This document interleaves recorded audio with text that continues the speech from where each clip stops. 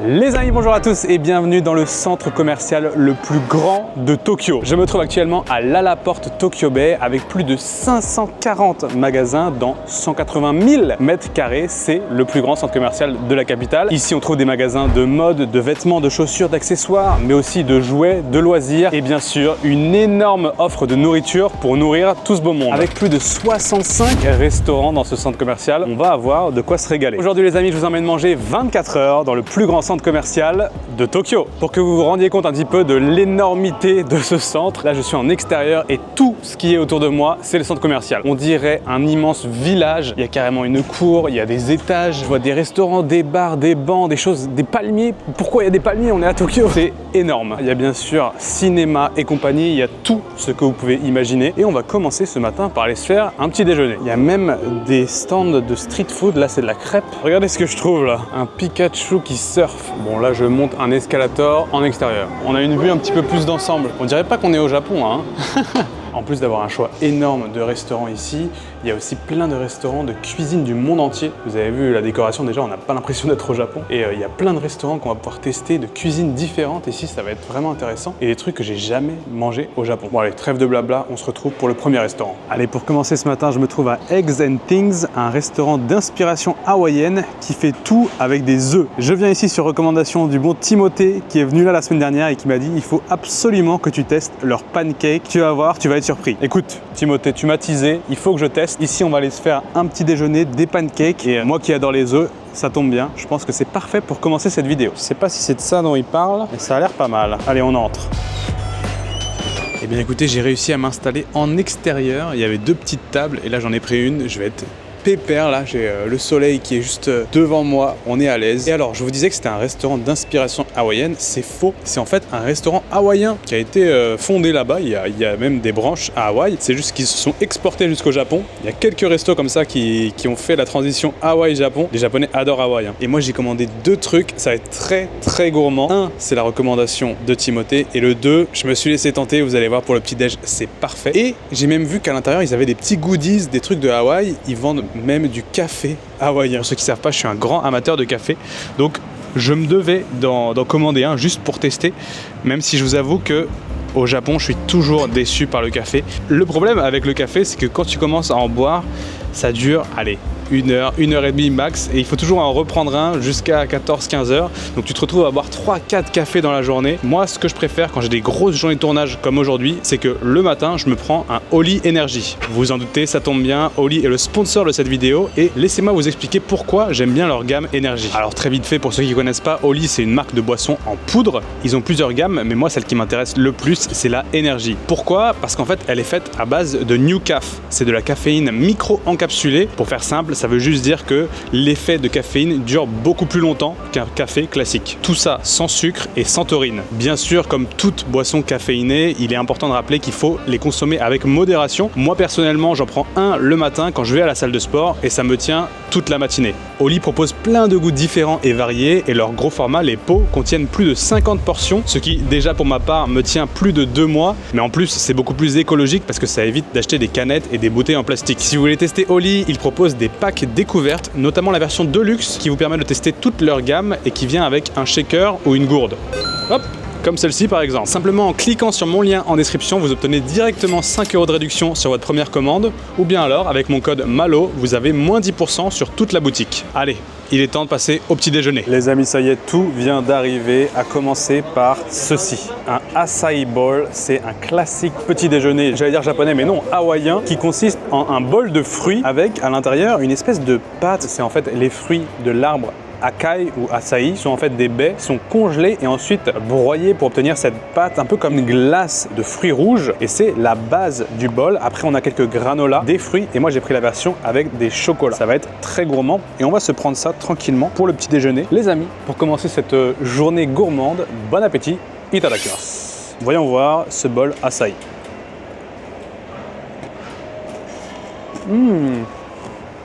Bon, je vais commencer par goûter ça avec de la noix de coco. J'ai des petits morceaux de noix de coco là qui sont mis sur le côté et tout de suite je me croirais sur les îles. On a les palmiers dehors, je suis en extérieur. On est à Hawaï là ou quoi? La petite glace est pas mauvaise, c'est légèrement sucré mais pas trop. Je disais sur internet que c'était réputé pour avoir un goût un petit peu terreux. Je vois ce qu'ils veulent dire. mais ça reste quand même une petite sucrerie, une petite douceur. Ça passe très très bien. Mélangé avec la banane, voyons voir.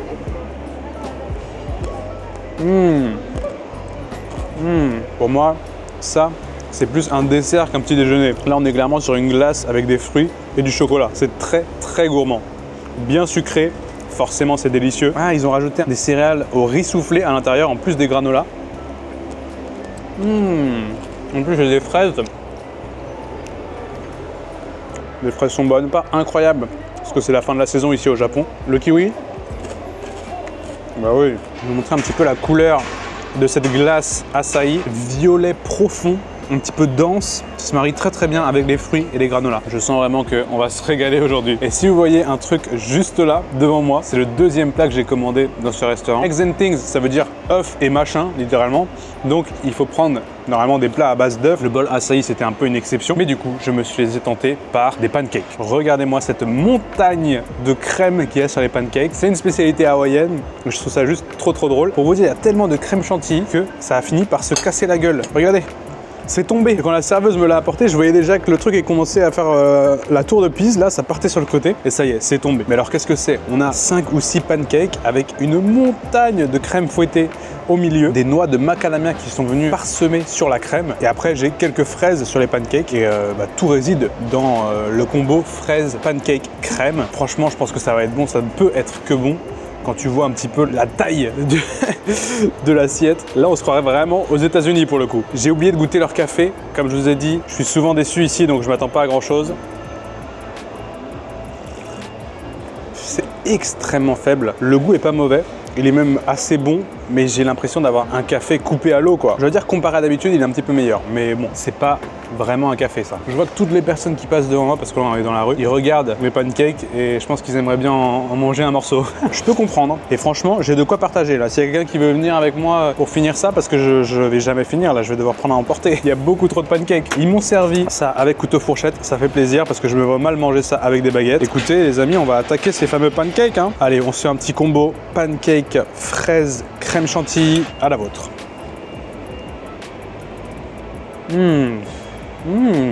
Écoutez, c'est moins sucré que ce à quoi je m'attendais. Malheureusement, les fraises sont surgelées, c'est un petit peu un moins, mais elles sont pas mauvaises. Et les pancakes sont un petit peu aérés comme ça. Franchement, ils se mangent plutôt bien.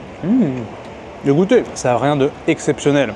C'est exactement ce à quoi on pourrait s'attendre. Des pancakes classiques avec de la bonne chantilly. Par contre, je viens de me rendre compte qu'il y a bien un 6e pancake au milieu. C'est du délire complet, je vais jamais pouvoir manger tout ça. Je suis en train de me dire, tu fais tes courses au centre commercial, tu passes la journée ici, tu fais du shopping, machin. Vous êtes 3-4 entre potes ou en famille. Un petit arrêt ici à 16h. Vous partagez une assiette énorme de pancakes. Ça passe bien. Bon, écoutez, vous allez me demander combien est-ce que ça m'a coûté tout ça. Eh bien, c'est simple, je pense que les deux plats ont coûté le même tarif, c'est-à-dire 1600 yens par plat, 10 € pour chaque truc. C'est un petit peu cher pour le Japon, mais encore une fois, comme je dis tout le temps, au Japon, les plats les plus chers, ce sont les desserts. Me demandez pas pourquoi, je n'en ai aucune idée. Le sucre n'est pas plus cher ici qu'ailleurs. C'est culturel sûrement, c'est comme ça qu'ils placent leurs tarifs. En tout cas, Eggs and Things, c'est plutôt pas mal. Pour commencer cette vidéo, j'ai pris mon quota de sucre, je pense, pour la journée. On va passer sur du salé juste après parce qu'il va falloir équilibrer un petit peu la balance. Écoutez les amis, je finis ce que je peux finir, je prends à emporter le reste et on se retrouve tout à l'heure pour la suite de la vidéo. Un village le truc, il y a une carte à l'intérieur pour qu'on se rende compte un peu de tous les différents bâtiments, les différentes zones. Ils te disent où est la gare, où est le machin, il y a le cinéma, il y a Lala Arena, ah oui, il y a même un stade pour les concerts, etc. D'accord. Et c'est en construction parce qu'ils sont encore en train d'agrandir le centre. Bon allez, pour ce midi, on va aller se faire un repas un petit peu plus classique. On va aller retomber sur de la nourriture japonaise. On va aller manger un de mes préférés. Je vous montre tout de suite ce que c'est. Les food courts, c'est un peu des institutions dans tous les centres commerciaux ici au Japon. Ce sont des étages dédiés à la nourriture. On a au centre plein de tables et tout autour des dizaines de restaurants où on peut venir commander son plat et ensuite se retrouver tous ensemble à une même table. C'est très pratique parce que quand on est plusieurs, ça permet que chacun mange un petit peu ce qu'il veut. Et aussi, quand on ne sait pas quoi manger, on se rend dans ce genre de food court et on peut choisir presque tout ce qu'on veut. Et donc pour ce midi, on va aller voir voir qu'est-ce qu'ils proposent ici. Ça s'appelle le Haba Dining, le dining du port, si j'ai bien compris. Port P-O-R-T.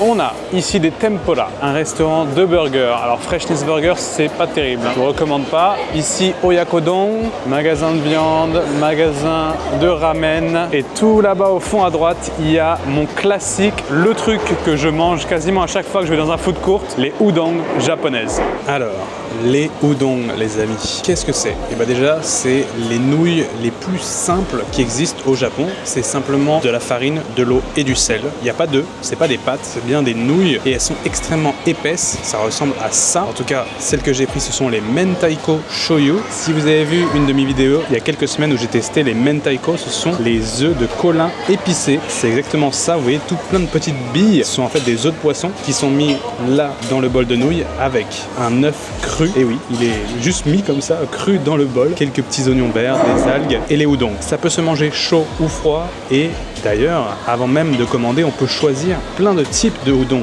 On peut mettre seulement des udon sans rien, juste les nouilles. On peut prendre avec de la viande, on peut prendre avec un œuf, sans œuf, des nouilles au curry également. Il y a vraiment beaucoup de choix et ce sont des plats extrêmement abordables. Ça va de 500 à 1000 yens. Ça, c'est la première étape et ensuite, deuxième étape, ça va être de choisir ces tempura. Les udon au Japon, ça se mange avec des petites fritures tempura extrêmement légères, extrêmement fines et il y a un panel de choix. On peut prendre des crevettes, des légumes, des fruits de mer et moi j'ai sélectionné 3 tempura différentes. J'ai tout d'abord un œuf tempura, oui ça existe, c'est-à-dire un œuf frit, je vous montrerai ça tout à l'heure, un morceau de poulet également un peu comme une nuggets et enfin un de mes préférés, le potiron frit. Moi j'ai opté pour la version chaude des udon, donc elles sont servies encore un petit peu chaudes et je vais tout mélanger pour que l'œuf cru vienne se mélanger un petit peu à tout le reste et ça va très légèrement cuire et maintenant ça ressemble à ça. Alors à première vue je sais, ça n'a pas l'air très appétissant, c'est un petit peu gluant mais je vous assure que c'est vachement bon. Dans le fond, ils mettent un petit peu de sauce soja pour faire comme un bouillon en fait une fois qu'on a mélangé. C'est très différent des ramen. Pour ceux qui n'ont jamais testé, les nouilles sont complètement différentes et la base également. Ça n'a rien à voir, mais vraiment. Ici, on est sur des nouilles épaisses qui doivent être un petit peu rebondissantes, presque caoutchouteuses, mais dans le bon sens du terme. Écoutez, les amis, je vais commencer par goûter les nouilles. Bon appétit, itadakimasu.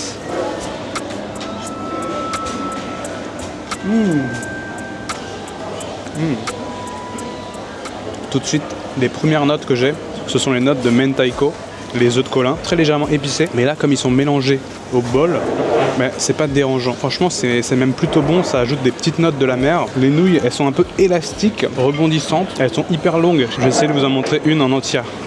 Regardez, elle est pliée en deux là. Regardez, je la prends là. J'arrive même pas à la monter jusqu'en haut. Elles sont extrêmement longues, elles font presque 1 mètre de long. C'est très drôle. L'œuf, je le sens plus trop. On sent plus la consistance du blanc d'œuf qui est venu se mélanger un petit peu aux nouilles, ce qui donne cet aspect un peu gluant. Je sais que ça peut en dégoûter certains de manger des œufs crus, mais ça se fait vachement au Japon. Et ça me dérange pas plus que ça. Ça apporte un petit peu de goût. Alors moi, ce que j'adore avec les udon, c'est vraiment les tempura. Vous voyez l'assiette, là je me suis fait vraiment une belle assiette avec plusieurs tempura. Et on va commencer par l'œuf, un œuf tempura. Regardez, déjà les tempura, c'est caractéristique parce que c'est une friture avec cette forme un petit peu ondulée sur le contour, très légère. C'est une panure un petit peu spéciale. Ça n'a vraiment rien à voir avec les fritures autres qu'on trouve par exemple dans le poulet frit ou le cordon bleu. Vraiment rien à voir. Et là, ils mettent un œuf entier à l'intérieur et ils le font frire. Et ce qui est en général excellent avec ces trucs-là, c'est la cuisson de l'œuf. Regardez, je vais croquer et vous montrer l'intérieur.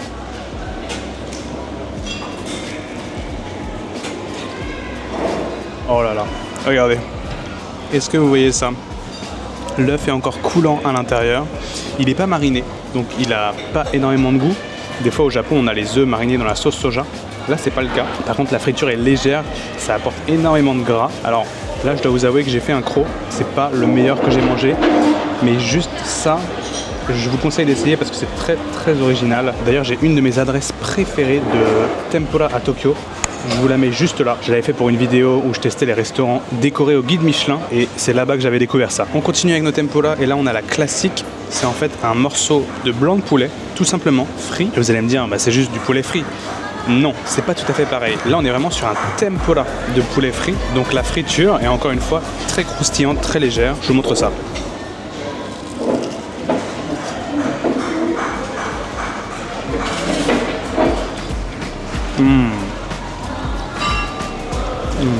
Ça c'est divin, vraiment. Pour moi c'est une des meilleures façons de manger le poulet frit en tempura. Friture légère, extrêmement agréable en bouche, la texture est très intéressante.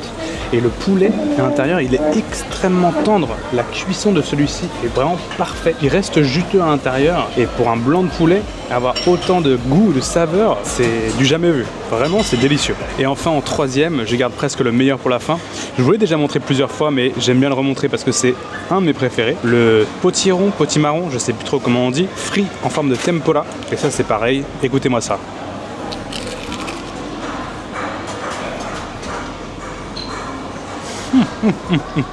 Regardez-moi cette couleur. Qu'est-ce que c'est gourmand. C'est pas énormément goûtu. C'est vraiment juste, ça apporte du gras, un petit peu de poids à l'ingrédient. Mais par contre pas du tout de sel, c'est pas salé du tout. D'ailleurs je me demande si on peut pas ajouter un petit peu de sel ou de la sauce soja comme ça sur ces tempura pour leur donner un petit peu plus d'assaisonnement. Ce que j'ai pas fait moi aujourd'hui, j'ai oublié, mais franchement c'est très bon. Et ça, je vous l'ai dit, c'est un classique pour moi quand on sait pas trop quoi manger. Dans un food court au Japon, dirigez-vous toujours vers le stand de udon, il y en a tout le temps. Et c'est vraiment pas cher. Là pour ce menu complet, ce plat, j'en ai eu pour 1150 yens. Et c'est vraiment parfait pour un déjeuner rapide et pas cher. Bon, je vais en profiter pour être dans le plus grand centre commercial de Tokyo pour faire un peu de shopping quand même. Ce serait con de venir ici juste pour manger. Je suis à la recherche d'un magasin outdoor. J'aimerais bien trouver de l'équipement de camping. Là, cet été, je vais aller camper un petit peu au Japon. Je vais faire 2-3 petites sorties comme ça. Et du coup, j'ai envie de voir s'il n'y a pas du matériel dont j'aurais besoin. Et là, je vois le premier magasin qui pourrait m'intéresser. Alors ici, ils ont principalement des vêtements, j'ai l'impression. Les vêtements en soi, j'ai ce qu'il faut, ça m'intéresse pas trop. C'est plus tout ce qui va avec, tout ce qui est matériel de camping. Ah, si, ils ont des trucs quand même. Là, c'est quoi? C'est des tentes, sacs de couchage, ok. Ah, un rain cover pour les sacs à dos, ça c'est intéressant. Ça aussi c'est cool, tout ce qu'il faut pour cuisiner. Ils font même des plats instantanés pour le camping. Des pâtes, des bols de riz. Moi, c'est ça qu'il me faudrait pour cuisiner. Je pense que je vais me prendre ça. Petite gazinière pour camping, comme ça on pourra se faire des petits plats. Ouais, je vous en ferai une vidéo, ça va être sympa, une petite sortie là cet été. Ah, ils ont même les baguettes de camping. 3000 yens quand même. Hein. Ah, les dry bags. C'est tout petit. Ça en fait c'est des sacs que tu roules et tu mets toutes tes affaires à l'intérieur pour qu'elles restent à l'abri de la pluie. Tu le mets à l'intérieur, tu roules, tu refermes, ça résiste à l'eau quoi. Est-ce que vous êtes plutôt du genre quand vous avez des trucs à acheter comme ça, à venir en magasin pour faire vos achats et choisir directement dans une boutique parmi tout ce qu'ils ont, ou alors acheter sur internet? Moi je vous avoue que je suis plutôt le genre de personne à comparer chaque moindre détail. Je suis un petit peu chiant là-dessus. J'aime bien être sûr que j'achète la meilleure option, le meilleur rapport qualité-prix. Donc je fais toutes mes recherches avant sur internet et s'ils l'ont au magasin, des fois je viens l'acheter, mais je vous avoue que la plupart du temps je finis par commander sur internet parce que c'est juste plus pratique. Et même si je trouve ça trop sympa d'avoir ce genre de magasin où tu as tout de rassemblé en physique quoi, tu peux venir tester un petit peu, voir les matériaux, etc. Bon écoutez, j'ai rien acheté mais je ressors avec une envie de partir camper et c'est pas plus mal, c'est déjà bien, ça m'a donné quelques idées, un peu d'inspi. Je pense que je vais faire ça d'ici les prochaines semaines. Bon, il y a vraiment des centaines de magasins et je vous avoue que moi c'est pas mon univers. Les centres commerciaux en général, j'y vais très rarement parce que je sature très vite. Moi, faire du shopping, c'est peut-être le truc le plus chiant au monde pour moi. Vraiment, je déteste ça. Donc là, je commence à arriver à mon point de saturation. Par contre, je vois plein de restaurants. Ça, par exemple, un jour, je vous montrerai. C'est un restaurant de burgers hawaïen. Mais on a déjà fait du Hawaï aujourd'hui, donc on va pas y aller tout de suite. Mais je vais pas m'éterniser ici. Je commence déjà à en avoir marre. Donc on se dirige tout de suite vers le dernier restaurant. Et on va encore voyager, les amis, parce que on va tester de la nourriture thaïlandaise. Et voilà, regardez, c'est ici que ça se passe. Monsoon Café, le café de la mousson, si j'ai bien compris.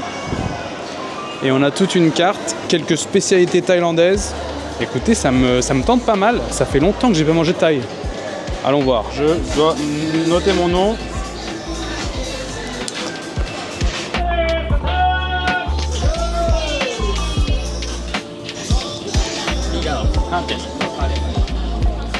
Je vous ai dit que c'était un restaurant thaïlandais, mais en fait c'est faux.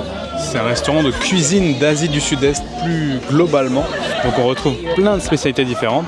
Et moi j'ai pris un menu avec entrée, plat, dessert, comme si j'avais pas assez mangé aujourd'hui. Et ça vient avec une petite boisson, un thé jasmin glacé, qui fait du bien parce qu'il commence à faire chaud en ce moment au Japon. Et un petit thé jasmin, c'est toujours apprécié. Qu'est-ce que j'ai en entrée? J'ai l'impression que j'ai un espèce de toast de crevettes avec une petite sauce chili un petit peu épicée sur le dessus. C'est grillé, sûrement frit même le toast, j'ai l'impression. On va goûter ça. Les petits couverts sont sur le côté. Je vais vous montrer après ce que j'ai pris en plat principal, mais c'est un truc que j'aime beaucoup. Allez, on goûte cette entrée, les amis. Ah, c'est marrant, j'ai l'impression qu'il y a vraiment un écrasé de crevettes juste au milieu. Regardez. Et autour, c'est du pain. C'est comme si c'était un pain fourré à la crevette. Les amis, bon appétit. Itadakimasu.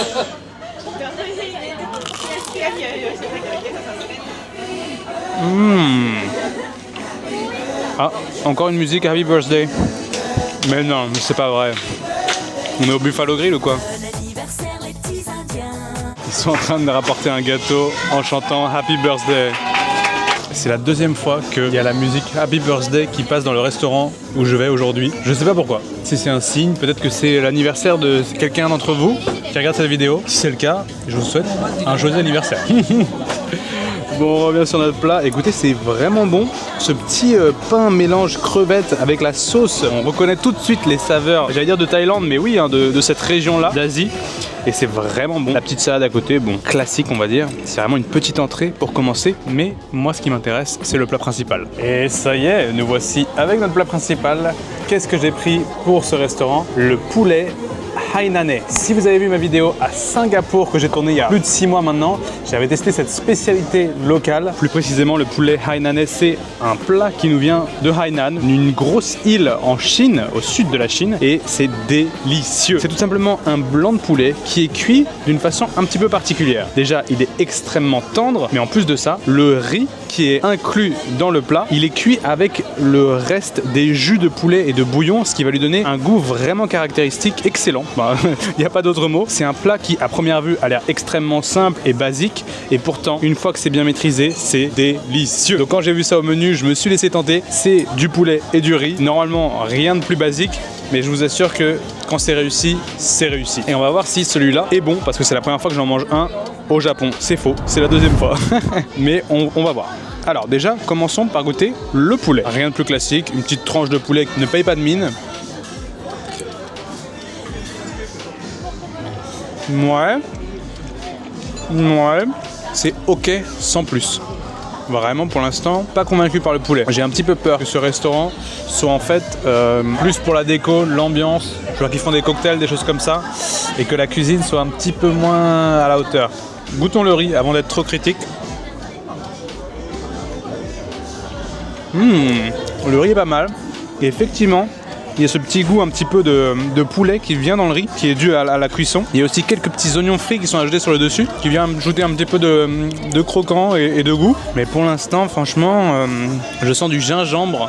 Ils ont aussi mélangé avec du gingembre. Je suis un peu déçu là. Même la petite confection là, oignon gingembre qu'ils ont mis sur le côté, c'est censé rajouter du goût, mais on n'est plus sur du poulet hainanais là. Tomate cerise, basique à mourir. Écoutez, je suis un petit peu déçu. Là, j'ai le seum. J'avais hâte de manger un poulet hainanais, comme j'aime, et je me retrouve avec juste du riz et un blanc de poulet, quoi, sans trop de goût. Un peu fade, et sachant que c'est mon 3e repas aujourd'hui, ça me fout un peu la flemme. Bon, il y avait quand même un dessert dans ce menu. On va voir s'ils arrivent à se rattraper sur le dessert. Comme quoi, on peut pas toujours avoir la bonne pioche quand je choisis des restaurants comme ça pour ces vidéos. Vous le savez, mais des fois, c'est des flops. Et là, c'est un petit peu un flop. Écoutez, l'entrée était plutôt pas mal. J'ai été déçu par le plat, vraiment déçu. Mais il y a peut-être moyen qu'ils se rattrapent sur le dessert parce que, regardez ce que j'ai récupéré. Un mango tango, ils appellent ça. Et pareil, ça fait penser au dessert qu'on retrouve en Asie du Sud-Est avec de la mangue, du lait. J'ai l'impression que c'est une petite concoction de lait, de mangue, de glace, chantilly, coulis de mangue, et j'ai même des vrais morceaux de mangue à l'intérieur. Ah mais attendez, à l'intérieur, au fond, j'ai aussi des billes de tapioca. Je sais pas si ça s'appelle tapioca, mais vous voyez, c'est des petites billes comme ça. Je sais pas trop ce que c'est, mais franchement, comme dessert, ça a l'air pas mal. On va commencer par goûter ces petites billes d'ailleurs. Oh, c'est trop bon. Alors les billes, elles ont pas de goût en tant que tel, c'est plus de la texture, mais le goût de ce petit lait, il y a un mélange mangue, noix de coco, donc forcément c'est une crème un petit peu laiteuse, un petit peu sucrée. Oh, ça se mange très très bien. Petit morceau de mangue. Ok, le dessert, il envoie du pâté. Goûtons le petit morceau de glace. Ah d'accord, c'est la glace qui a la noix de coco. Très bien vu de mettre de la noix de coco dans la glace. Là, c'est que des saveurs qui se mélangent tellement bien ensemble. Mangue, noix de coco, lait, crème chantilly et coulis. Ah ouais. C'est marrant parce que ce restaurant, ils ont réussi l'entrée, ils ont réussi le dessert, mais le plat principal, zéro. Franchement, je pense que j'ai pris peut-être le moins bon plat de la carte. J'aurais peut-être dû choisir autre chose. Et moi, quand j'ai vu poulet hainanais, c'est une spécialité que j'aime tellement. En plus, c'est plutôt sain. Donc je me suis dit, après tout ce qu'on a mangé aujourd'hui, j'aurais peut-être pas dû. Bon, au total, ça m'a quand même coûté 1700 yens pour ce petit menu. Une dizaine d'euros, ça reste ok. Je vais profiter de mon dessert pour ce dernier petit plaisir sucré aujourd'hui. Et on se retrouve dehors. Bon les amis, vous l'aurez compris, j'ai pas vraiment passé 24 heures dans un centre commercial. Mais autant vous dire que j'ai mangé assez pour les prochaines 24 heures, ça c'est sûr. Avec ces 3 beaux gros repas que je me suis fait. Et j'ai encore des restes dans le sac. En même temps, je le souhaite à personne de rester littéralement 24 heures dans un immense centre commercial comme ça. C'est peut-être mon plus grand cauchemar d'ailleurs.